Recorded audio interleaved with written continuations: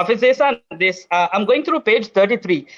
Can you tell me where does this authority go? Because always I've heard you saying that Jannah is the property of Sallallahu Alaihi Wasallam. There is a beautiful incident which is being narrated that Hazrat Sayyiduna Uthman radiallahu anhu, he bought Jannah twice from Sallallahu Alaihi Wasallam. How can you buy Jannah? To buy Jannah, someone has to sell Jannah. Rasulullah has sold Jannah. To sell Jannah, now if I say that I'm selling my house or my car, I have to be the owner. But Rasulullah just sold Jannah. Is Rasulullah the owner of Jannah? We didn't know this. How can you clarify this, Hafiz Ehsan? Now, obviously, from this hadith, if you try to prove the authority of our Nabi sallallahu alaihi wasallam saying he is the owner of Jannah, you will find objections.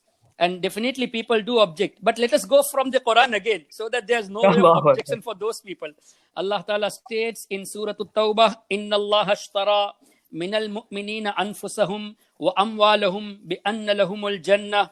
The mafhum of which is Allah Ta'ala has purchased from the moments. Allah has exchanged like Jannah by having the the souls and the actions of the believers. Inna Allah ashtara minal mu'minina anfusahum wa amwalahum. The deeds of the people, the deeds of the believers, and the wealth of the believers and the self of the believers. In exchange of that, Allah Ta'ala has sold Jannah.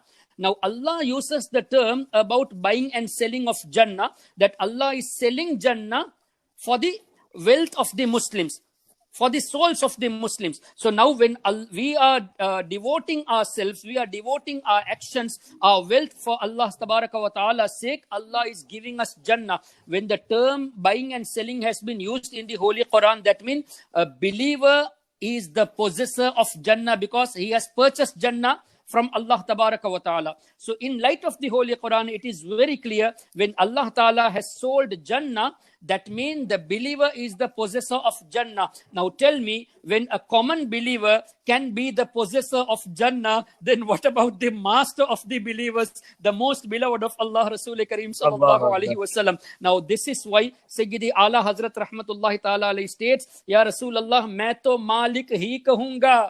Ke ho Malik ke Habib, I will call you as the master because you are the most beloved of Allah Tabaraka wa Ta'ala. Allah has granted you all these authorities. And Sayyidi Tajush Sharia Rahmatullahi alayhi says, Jahan bani ata kar de, bhari jannat hiba kar de, Nabi Mukhtar kul hai, jisko jo chahe ata kare, to whomever Allah's Rasul wills, he bestows him the way Allah's Rasul sallallahu alayhi wasallam wishes. Now from this we understand the incident of Hazrat Usman radiyallahu ta'ala anhu. He bought Jannah twice from Nabi Kareem sallallahu alaihi wasallam. That means Jannah is the property of Nabi Kareem sallallahu alaihi wasallam, and he gives to whomever he wishes. Now we find again in the hadith of Asharatul Mubashshara, those great 10 Sahaba who were given the glad tidings of Jannah. And similarly, Hazrat Rabi'a radiyallahu ta'ala anhu, the hadith of Muslim Sharif, when he was helping with the water for Nabi Kareem sallallahu alaihi wasallam to perform wudu, Rasul Kareem sallallahu alaihi wasallam asked, Sal, ask. He didn't say, ask only things what I possess within me right now. No.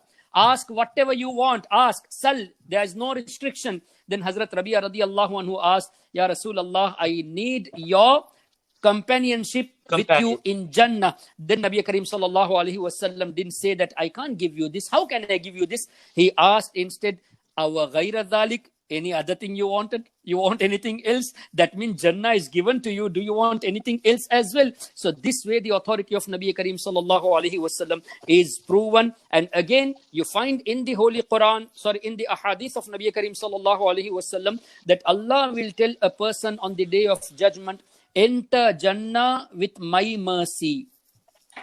Enter Jannah with my mercy, with my rahmat. So now, who is the rahmat of Allah Tabaraka wa Ta'ala?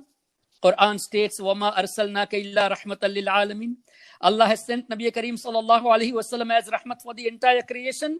So from this also the ulama derives this saying that enter Jannah through the wasila of Nabi Kareem sallallahu ta'ala alaihi wasallam, because Nabi Kareem sallallahu alaihi wasallam is rahmat of Allah. And again, from this we understand this as well. In the Holy Quran, in many places you find Inna Allah Ghafurur Rahim. Allah is the forgiver. Allah is most merciful. But what is happening on the day of judgment?